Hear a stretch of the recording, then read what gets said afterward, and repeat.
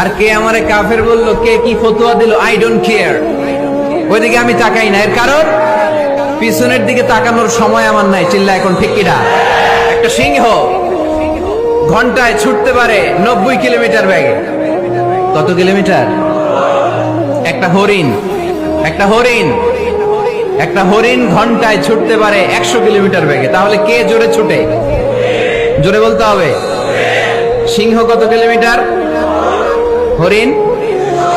তারপরেও হরিণটা 100 কিলোমিটার বেগে ছোটার পরেও সিংহটার কাছে সে ধরা পড়ে যায়।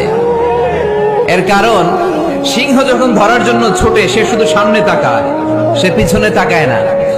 আর হরিণ 100 কিলোমিটার বেগে ছোটার পরেও সে ধরা খেয়ে যাবার ভয়ে বারবার পিছনে তাকায়।